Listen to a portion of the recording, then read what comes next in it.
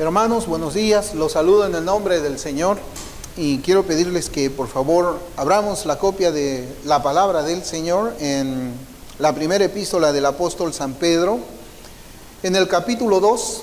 La semana pasada nosotros habíamos hecho la lectura hasta el versículo 25. Y en esta mañana, hermanos, para la escuela dominical yo quisiera que meditemos en un versículo que nosotros también leímos la semana pasada, en el versículo 21. En el versículo 21. La semana pasada pues vimos que las Escrituras nos enseñan la manera en que Dios forma el carácter de sus redimidos. Para ello nosotros hicimos un recuento con los ejemplos que las Escrituras nos traían a cada uno de nosotros sobre las aflicciones injustas contra sus hijos, ¿no? Aflicciones que pasaron sus hijos por persecuciones injustas. Hicimos un recuento que yo quisiera nuevamente hacerlo de una manera muy breve. Por ejemplo,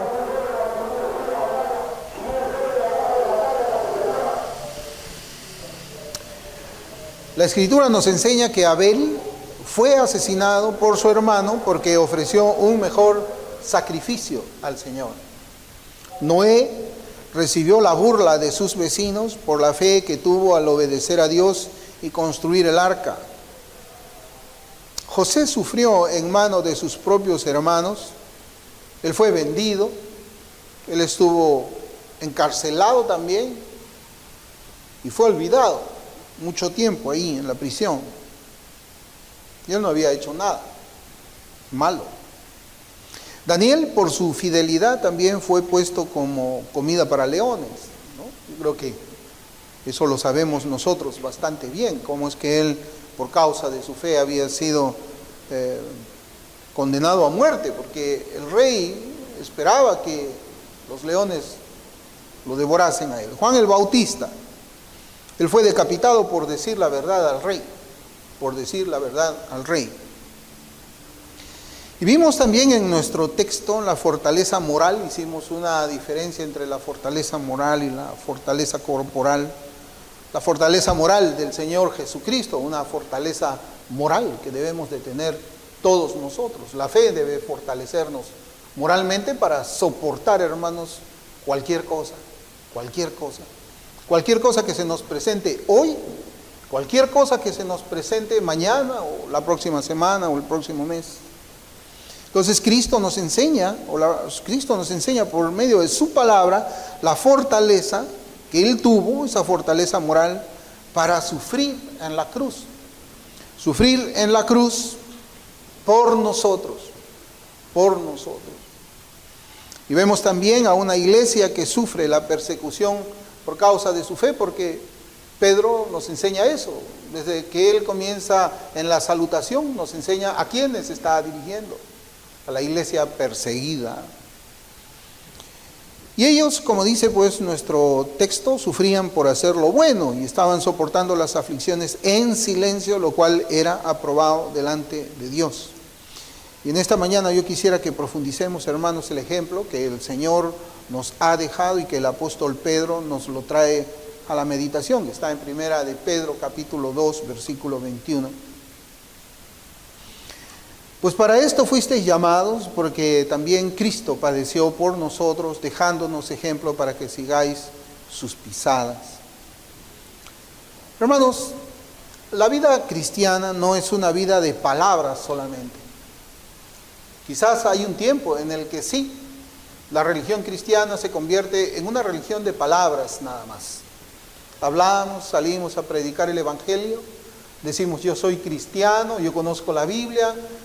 Por lo general, cuando estamos en reuniones también con otras personas, si es que no se dan cuenta, les decimos, soy cristiano, soy un creyente, ¿no? Que es poco probable que alguien no se dé cuenta cuando está delante de un cristiano, ¿no? Porque el cristiano es la sal de la tierra, es la luz del mundo. Un cristiano no puede pasar desapercibido en una reunión de personas. Rápidamente ellos se dan, este que está aquí es distinto, aunque no diga nada. Por eso es que yo digo que la religión cristiana no es una religión de palabras solamente, sino que es una vida de hechos, una vida de hechos, una vida de acciones donde aplicamos los mandamientos del Señor a nuestras vidas diarias, según cada circunstancia en la que nos pone la providencia de Dios. Y también según los lugares en que la providencia de Dios nos coloca. Debemos ser cristianos cuando estamos en nuestros trabajos. Debemos ser cristianos cuando salimos a comprar, cuando estamos en nuestros centros de estudio, cuando hacemos negocios, sea lo que sea que nosotros nos dediquemos, debemos ser cristianos. Pero también debemos ser cristianos en tiempo de paz y debemos ser cristianos en tiempo de guerra. Yo digo tiempo de paz cuando pues el cristianismo de palabras es el cristianismo que fluye más por todos los lugares. Pero el cristianismo de acción se demuestra cuando viene una persecución. El Señor utiliza la persecución para limpiar su iglesia, para separar la paja del trigo, para separar el trigo de la cizaña. Y el Señor cuando habla del trigo y la cizaña, hermanos, yo les aseguro de que aún el agricultor más experto no va a poder seleccionar o darse cuenta rápidamente cuál es trigo y cuál es cizaña. Son muy, muy parecidos. Pero ¿saben cuál es la diferencia del trigo y la cizaña? Que una vez yo había leído acerca de este tema. Era de que el trigo cuando está ya con los granos, creo que se llama, no, la espiga no está así de pie, sino la espiga está doblada. Esa es la diferencia. Nosotros realmente nos doblamos delante del Señor. Nos doblamos para obedecerle. Nos doblamos para que por medio de nuestras acciones demostremos nuestra fe, que somos cristianos. Nosotros somos trigo, porque nos mantenemos cuando el mar está quieto y nos mantenemos cuando las olas están golpeando el mar. Somos cristianos cuando podemos salir a predicar el evangelio libremente y seguimos siendo cristianos cuando tenemos que salir en medio de la oposición. Somos cristianos cuando tenemos que venir a reunirnos, cuando no hay ninguna ley que nos quiera prohibir a nosotros el reunirnos como hijos de Dios. Y somos cristianos también cuando el gobierno quiere prohibirnos a que nosotros no nos juntemos en el nombre del Señor Jesucristo para adorarle, para bendecirle, para tener comunión unos con otros y todos juntos con el Señor. El cristianismo no es una religión de palabras. Y yo me alegro mucho, hermanos, de la situación en la que nosotros estamos atravesando, porque eso a mí me va a ayudar a ver quién es quién, inclusive aquí dentro de la iglesia. ¿Quién es quién? ¿Quién es el que se va a doblar al mandamiento del Señor? ¿Y quién es el que va a permanecer erguido delante del Señor? O alguien que quiera salvar su propia vida antes. Y el Señor no nos pide mucho a nosotros, porque por lo menos, hermanos, no estamos sufriendo una persecución con espada, una persecución por la cual nuestras vidas penden de un hilo. Y si fuese así, seguramente estuviésemos reunidos en algún subterráneo, en alguna catacumba, y no con esta puerta abierta. Pero la vida del cristiano es así. Pedro nos dice, porque también Cristo padeció. Yo quisiera que esa palabra es la que nosotros grabemos en nuestra mente. Cristo padeció. Otras traducciones dicen Cristo sufrió. Cristo sufrió. Sufrió por nosotros. No sufrió para Él. No sufrió para el Padre, no sufrió para el Espíritu Santo. Sufrió por nosotros, dice la Biblia. Por nosotros, así dice la Escritura. Y con estas palabras yo veo que Pedro lleva nuestra mirada a la persona que injustamente sufre el castigo y la muerte más severa, siendo él inocente. Pedro mueve nuestros ojos de la fe.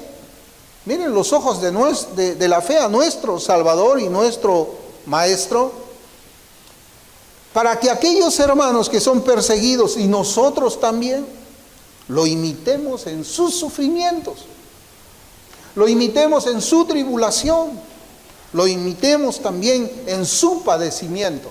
Eso es lo que dice este texto, y por eso es que yo quería, hermanos, con ocasión de la providencia en la que nosotros estamos viviendo en este tiempo, para que imitemos a Cristo en esta tierra que está llena de hombres malos y perversos.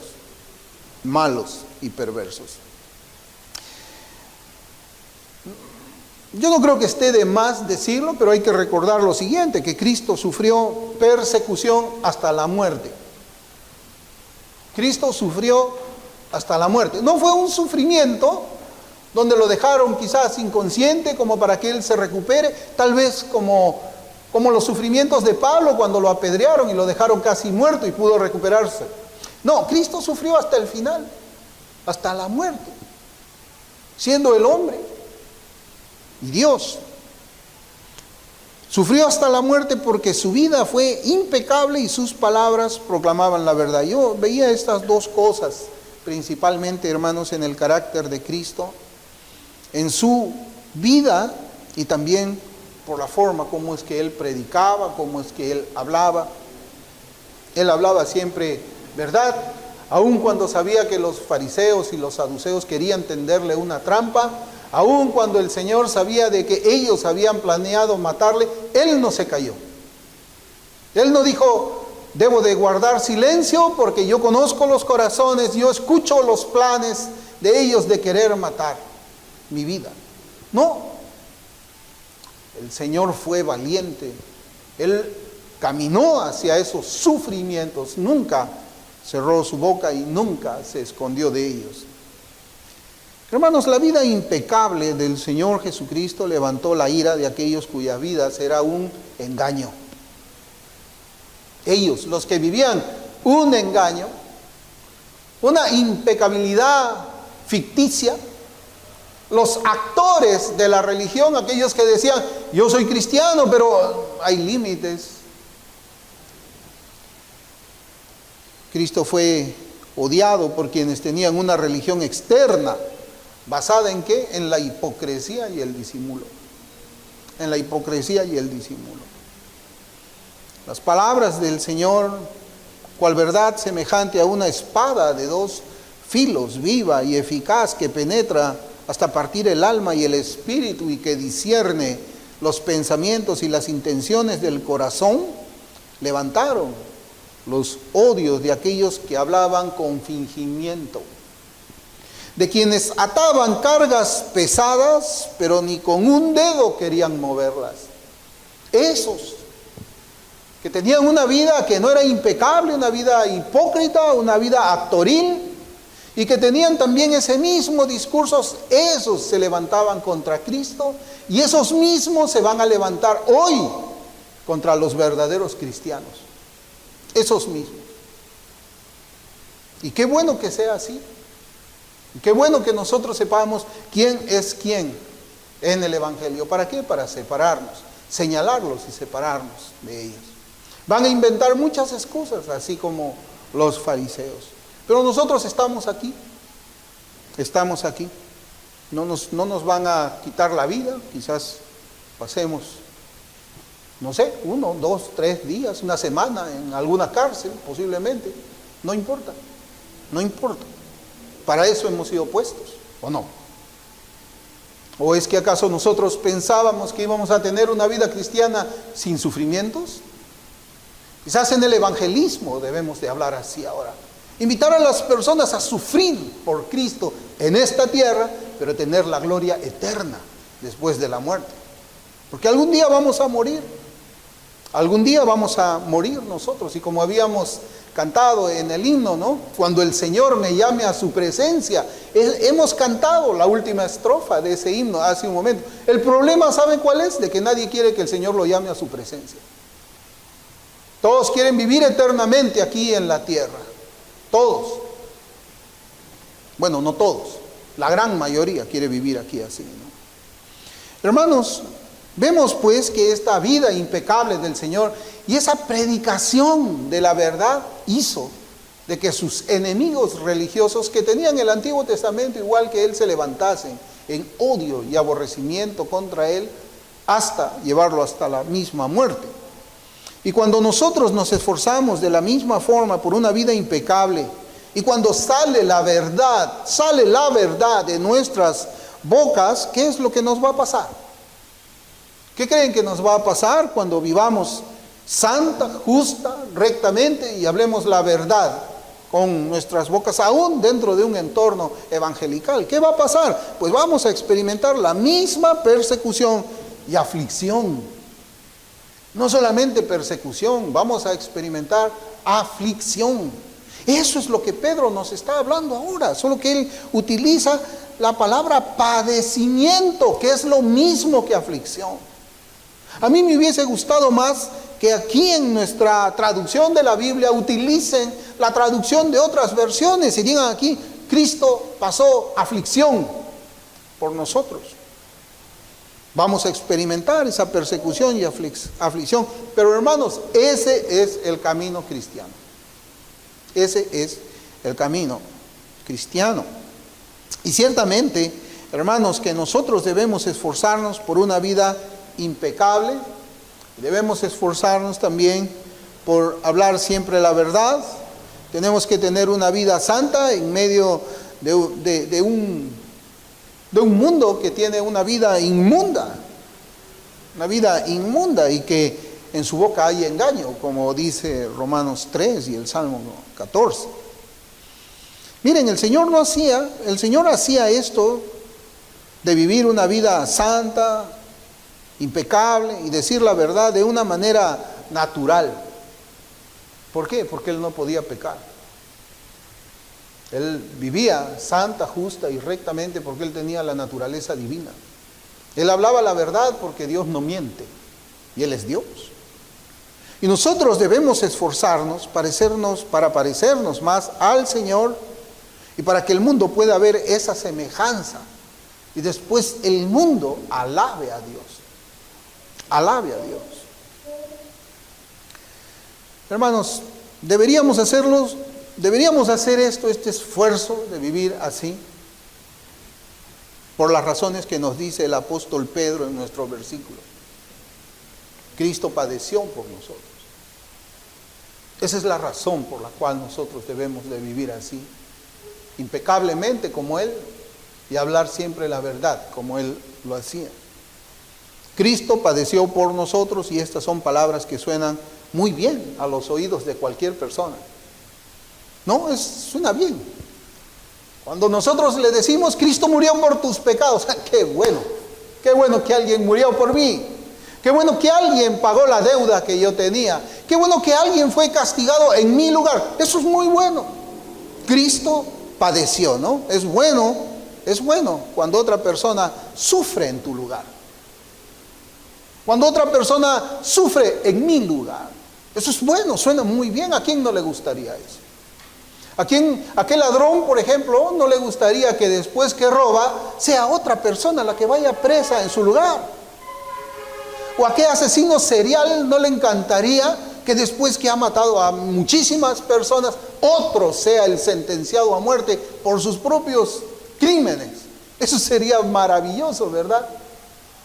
Ese mensaje le gusta a muchas personas. Cristo padeció por ti. ¡Qué bueno! Padeció por mí.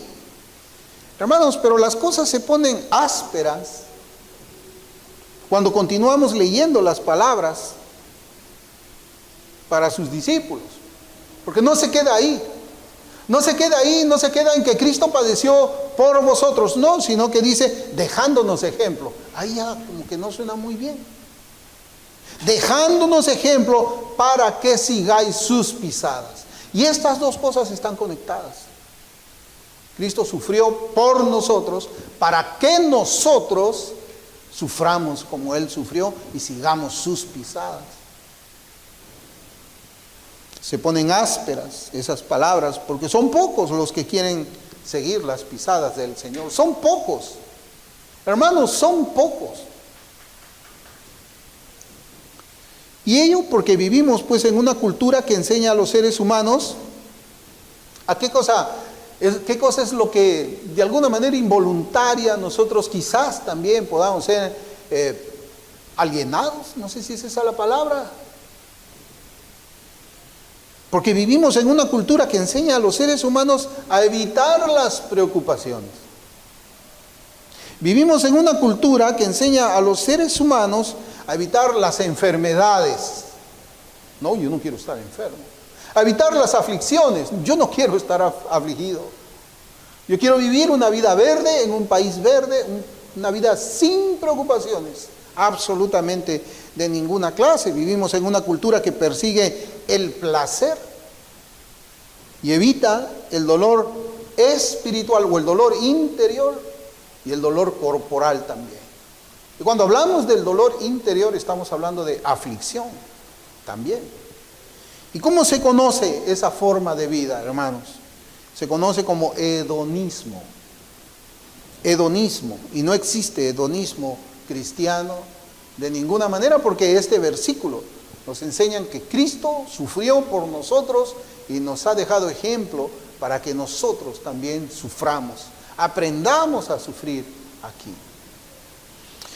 Estas palabras de Pedro encierran la siguiente verdad que fue manifestada en la cruz del Calvario. Aquellos por quienes Cristo sufrió, mire, aquellos por quienes Cristo sufrió, ellos seguirán su ejemplo y sufrirán aquí también. El sacrificio de Cristo, hermanos, ha sido una ganancia espiritual. Ha sido una ganancia espiritual para los creyentes. Ha sido un beneficio, si quiere llamarle. Una ganancia, un beneficio, una ventaja, como quiere usted llamarle. Y esa ganancia es el ejemplo que nosotros debemos seguir aquí en la tierra. Mire cómo dice Filipenses capítulo 3, versículos del 7 al 9, para que usted vea que lo que hizo Cristo en la cruz es una ganancia para los cristianos.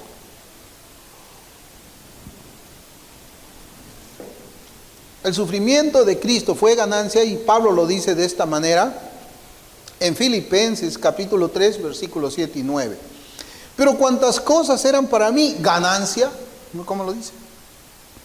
Pero cuantas cosas eran para mí ganancia, las he estimado como pérdida por amor de Cristo. Y ciertamente aún estimo todas las cosas como pérdida por la excelencia del conocimiento de Cristo Jesús, mi Señor, por amor del cual lo he perdido todo y lo tengo por basura. ¿Para qué?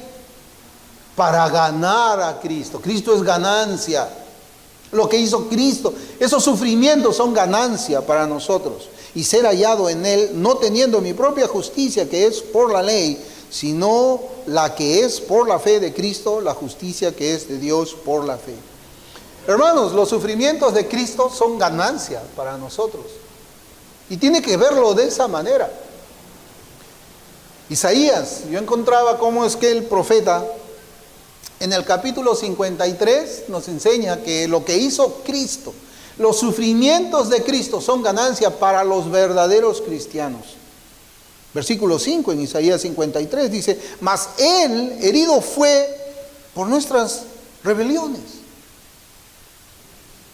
molido por nuestros pecados. El castigo de nuestra paz fue sobre Él, y por su llaga fuimos nosotros curados. Hermanos, eso es una ganancia. Él sufrió todo por nosotros. Cristo sufrió, el inocente, el cordero sin mancha, sufrió por nosotros. Más adelante, el versículo 11 dice, verá el fruto de la aflicción de su alma y quedará satisfecho por su conocimiento, justificará a mi siervo justo a muchos y llevará las iniquidades de ellos. Ganancia. Pablo lo dice de esta manera, Isaías lo dice de esta forma, y Pedro también nos enseña que los sufrimientos de Cristo son ganancia. ¿Por qué? Yo les voy a explicar por qué. Pedro, ya en un estado de madurez espiritual, porque tenemos que hacer una diferencia entre el Pedro que escribe estas 2 epístolas y el Pedro que está en los evangelios. Pedro, cuando escribe esta epístola, él ya tiene madurez espiritual. Y él escribe precisamente para que nosotros también aprendamos a madurar en la fe cristiana. Él ahora ve el sacrificio de Cristo como una ganancia para él, una ganancia para la iglesia perseguida a la que él hablaba, y una ganancia para nosotros también. Sin embargo, hermanos, hay que recordar de que en un momento de su vida como apóstol, él no lo vio como ganancia. Él no vio los sacrificios de Cristo en la cruz como ganancia. Pedro el débil, Pedro el alocado Pedro, el impulsivo Pedro, él no lo veía como ganancia.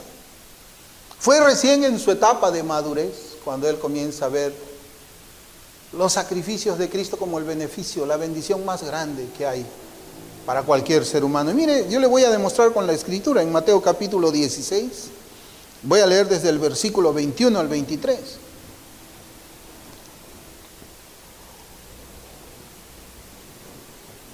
La escritura dice: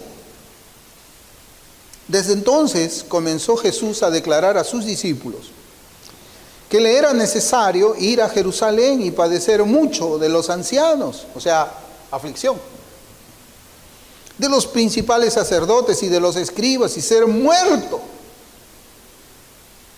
y resucitar al tercer día. Aquí el Señor les está diciendo: ¿sabes qué? Yo tengo que padecer mucha aflicción, debo padecer mucho sufrimiento. Mucho sufrimiento. Entonces Pedro, tomándolo aparte, comenzó a reconvenirle, diciendo: Señor, ten compasión de ti, en ninguna manera esto te acontezca. No, Señor, no sufras. No, Señor, no, Calvario para ti, de ninguna manera. No, Señor. Versículo 23, pero él, o sea Jesucristo, volviéndose, dijo a Pedro: quítate de delante de mí, Satanás. Palabras fuertes. Me eres tropiezo. Me eres tropiezo, Pedro. Porque no pones la mira en las cosas de Dios, sino en las cosas de los hombres. Hermanos, en ese momento, Pedro no entendía el propósito de los sufrimientos y la muerte del Señor Jesucristo. Pero ahora en su primera epístola, él eleva la majestuosidad y trascendencia del sacrificio de Cristo en su solitaria cruz. Ahora Pedro dice: Cristo sufrió por nosotros. Él se da cuenta ya maduramente que Cristo sufrió por él. Cristo sufrió por los 12. Cristo sufrió por el mundo.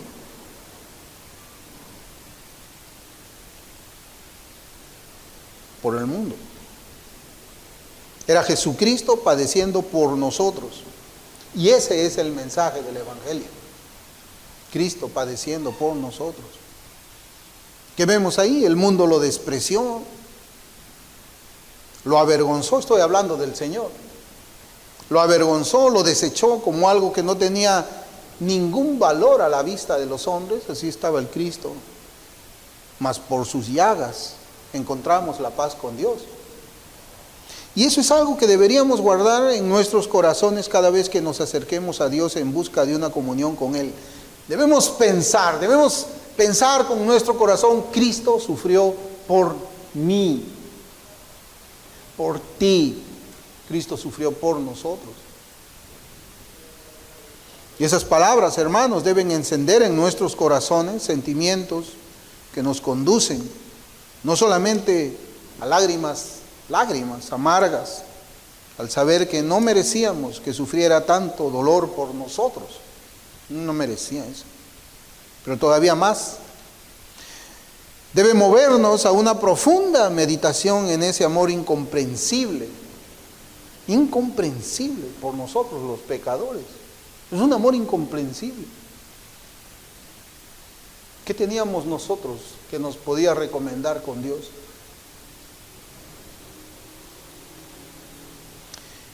Y pensando todo eso en nuestros corazones, que Cristo padeció por nosotros, debemos decidirnos a vivir una vida agradecida por ese sufrimiento, por esa muerte Cristo sufrió por nosotros, Cristo sufrió por mí, Cristo sufrió por ti también.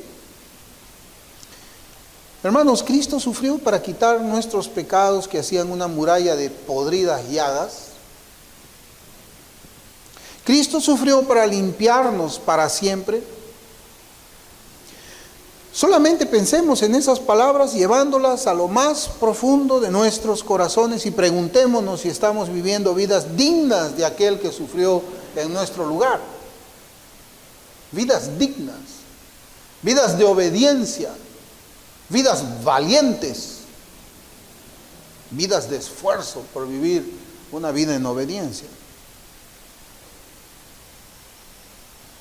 Si leemos, hermanos, con detenimiento las cartas del apóstol Pedro, yo quisiera que lo hagamos eso, nosotros vamos a notar que él no habla mucho de la muerte de Cristo. Él habla más bien de sus sufrimientos. Observe ustedes, léanlo. Quien escribe más de la muerte de Cristo, ¿quién es? ¿Qué apóstol? Pablo. ¿Y quién escribe más de los sufrimientos de Cristo? Pedro.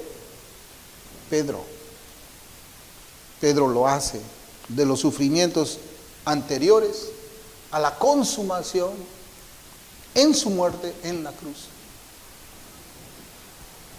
Pedro, sabemos que fue muy cercano al Señor. En realidad podemos ver que él encabeza la lista de los apóstoles. Cuando ustedes comienzan a ver cómo es que el Espíritu Santo comienza a mencionar la lista de los apóstoles, ¿quién va primero? Pedro. Va primero Pedro, ¿por qué? Porque Dios lo coloca como el primero entre los iguales. Él mismo, Pedro, fue el testigo no solamente de la gloria del Señor, sino también de los muchos padecimientos previos al momento en que Cristo entrega su Espíritu. En esas noches previas a la captura y sufrimiento del Señor, Pedro estaba ahí con él. El Señor lo llamó para que él estuviese cerca en el momento de la transfiguración. Él estaba muy cerca como para ver también cómo es que el Señor se afligía por aquella copa que debía beber. Pero saben, hermanos, el sufrimiento del Señor no solamente debemos verlo en el contexto corporal, como en las torturas sufridas por ese pelotón de soldados romanos expertos en matar de a pocos, con los azotes que su cuerpo tuvo que resistir, o la corona de espinas que causaba un dolor intenso físicamente en su cabeza, o los grandes clavos oxidados que atravesaron sus manos y sus pies. El sufrimiento del Señor también fue interior. Y quizás, hermanos, el sufrimiento más grande de Él fue interior y no exterior. En las angustias, la angustia que Él tenía, que sufrió en repetidas oportunidades y que fueron manifiestas cuando Él oraba al Padre por la copa que había de beber en nuestro lugar. En nuestro lugar. 1 Pedro 2:21 dice, pues para esto fuisteis llamados, porque también Cristo padeció por nosotros, dejándonos ejemplo para que sigáis sus pisadas. Para que sigáis sus pisadas. Ahora unas palabras sobre la segunda parte. Los sufrimientos de Cristo, tal como se presentan aquí en el texto, no son solo para nuestro beneficio, como ya hemos visto que verdaderamente nos beneficia espiritual y eternamente, sino también para nuestro ejemplo, en que debemos seguir sus pisadas. Ese es el verdadero cristiano. Ese. Cristo fue un hombre valiente, fue valiente. El cristiano también es valiente. Cristo sufrió el acoso de esas autoridades. El cristiano también va a sufrir el acoso de las autoridades de sus días. El Señor ascendió al Padre. Él ya no está aquí en la tierra. Él está en el cielo, a la diestra del Padre. Pero Él nos ha dejado su ejemplo. Él ya no está acá en la tierra, hermanos.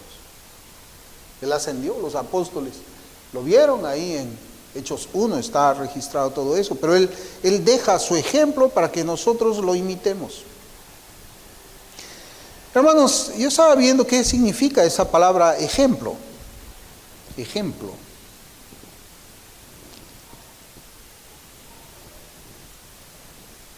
La palabra traducida como ejemplo proviene del griego que dice hupogramos. Yo identificaba rápidamente la última parte como gramos, gramática. Hupogramos, la cual significa más precisamente copiar por imitación. Copiar por imitación. Es como cuando colocábamos sobre un dibujo en la escuela, no sé si hasta ahora será, posiblemente sí, pero los que tienen casi mi generación sabrá lo que yo digo. Cuando colocábamos sobre un dibujo de un libro cualquiera un papel de manteca, ¿se acuerdan? ¿Para qué? El papel de manteca es transparente, ¿no? Para copiar cada uno de los trazos. ¿Aquí han dibujado así? Hasta ahora dibujan así, con el papel manteca encima. Es un papel transparente, entonces si nosotros teníamos la imagen de un héroe de la patria y teníamos que copiarlo o dibujarla en el cuaderno, ¿qué era lo que hacíamos nosotros? Bueno, yo aprendí así, ponía un papel de manteca casi transparente encima y yo iba dibujando los trazos porque podía ver a través del original y me hacía una copia encima y después eso lo pasaba a mi cuaderno. ¿Nunca han hecho eso? Bueno, eso se puede hacer. Es eso. Esa palabra ejemplo significa eso, copiar cada uno de los trazos que contenía el dibujo original y hacer una copia casi exacta. No te va a salir exacta, pero es casi exacta. ¿De quién? De Cristo. Eso es lo que somos nosotros. Eso es lo que significa ejemplo, ser una copia casi exacta. No podemos ser como Él porque Él es Dios, pero podemos ser una copia casi exacta de Él. Y así, nosotros debemos copiar la vida de Cristo en nosotros. Cada trazo de su carácter, cada trazo de su misericordia, cada trazo de su amor, cada trazo de su sufrimiento, cada trazo de Él debemos copiar para nosotros. Es lo que nos está enseñando Pedro por medio de esa palabra. Es como el molde que usan los sastres o las costureras. Unos moldes que se pone sobre la tela. ¿Para qué? Para copiar con una tiza los trazos por donde deben cortar las tijeras. Hermanos, siguiendo esa analogía, el Señor es el molde. Es el molde para nuestras vidas. Cada ángulo de nuestras vidas, cada trazo debe coincidir con la vida de nuestro Salvador. Eso es lo que significa la palabra ejemplo. Nosotros seguimos su ejemplo. Es fácil seguir el ejemplo de Cristo en tiempo de paz, cuando las aguas están calmadas. Pues seguimos su ejemplo. Ejercitamos nuestra fe cuando las cosas se ponen difíciles. Hermanos, seguir sus pisadas. ¿Qué significa seguir sus pisadas? Significa eso. Seguir sus pisadas. Proverbios 4:27 dice: no te desvíes a la derecha ni a la izquierda, aparta tu pie del mal. Eso significa seguir las pisadas de Cristo. Y yo, para hacerles una analogía, hermanos, de acuerdo al pasaje que estábamos estudiando de Pedro, que dice que él pues nos ha dejado ejemplo para que sigáis sus pisadas, y viendo este proverbio que dice: no te desvíes ni a la derecha ni a la izquierda. Se me vino a la mente, hermanos, no sé si usted ha visto cuando los soldados en guerra caminan sobre un campo minado. El que va adelante detectando las minas va pisando.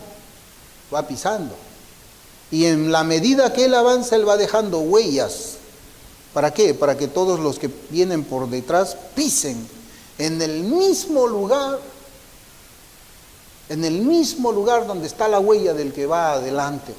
Así también, hermanos, nosotros debemos pisar por donde el Señor ha pisado, con su pie herido y sangrante. Tenemos que seguir las huellas de ese pie agujerado. Nuestro pie también, seguramente, yo creo, con toda seguridad, que va a estar agujerado también. Quizás no físicamente.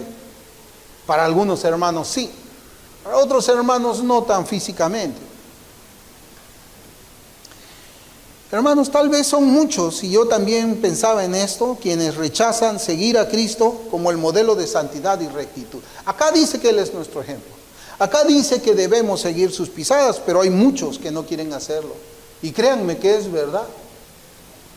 Ellos dicen que hacer eso, seguir las pisadas, seguir el ejemplo, entonces ya no sería pues salvación por gracia,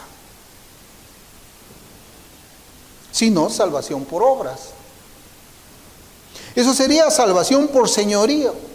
O también dirían, no, eso es salvación por pisadas. Para esas personas el cristianismo no implica ningún esfuerzo, ningún sacrificio. Pero más allá, hermanos, de estos pensamientos herejes modernos, la enseñanza en este contexto es que debemos imitar a Cristo en sus sufrimientos, en los sufrimientos que terminaron en la cruz. Seguir por donde Él ya ha caminado y dejado su huella, su pisada. Porque la cruz de Cristo será el molde para nuestras vidas. Así como Cristo avanzó cargando esa cruz hasta el Calvario, esas pisadas debemos seguir nosotros. La cruz de Cristo, hermanos, no podía ser cargada con una postura erguida. Una persona que llevaba una cruz no podía mantenerse erguido como en este momento yo lo estoy. Para llevar esa cruz era necesario encorvarse y agachar la cabeza. Tenías que hacer así. De lo contrario, pues viene un dolor insoportable que no nos dejará caminar hacia adelante. Esto significa ¿qué cosa? Significa que debemos humillarnos delante del Señor cargando nuestra cruz. Y decir, como el Señor dijo en Lucas 22:42, Padre, si quieres pasa de mí esta copa, pero no se haga mi voluntad, sino la tuya. ¿Cuántos podemos decir eso en el sufrimiento? ¿Cuántos podemos enfrentar el dolor, la aflicción, la persecución con estas mismas palabras? No se haga mi voluntad, sino la tuya. Pedro nos enseña que Cristo sufrió por nosotros y nos ha dejado ejemplo en cada una de sus pisadas, y cuando lo hacemos voluntaria y gozosamente, hermanos, la corona de espinas se convertirá en una corona de gloria. La corona de espinas se va a convertir en una corona de gloria. Por eso es que Pablo escribe en 1 Corintios 9:25. Todo aquel que lucha, de todo se abstiene. Ellos a la verdad para recibir una corona, está hablando de una corona corruptible, pero nosotros una incorruptible. El esfuerzo, seguir las pisadas de Cristo, el ejemplo del Señor, en todo tiempo, en sus sufrimientos, va a hacer que esa corona de espinas se vuelva una corona de gloria, una corona incorruptible. Hermanos, debemos avanzar con nuestra cruz a cuestas, porque ese es nuestro modelo para nuestro caminar aquí en la tierra. Y esa cruz, como ya dijimos, será el instrumento para formar nuestro carácter durante este peregrinaje, y también un instrumento que nos va a asemejar al Señor Jesucristo. Recordemos, pues, hermanos, que Cristo padeció por nosotros, dejándonos ejemplo para que sigamos sus pisadas. Recordemos eso. Vamos a orar.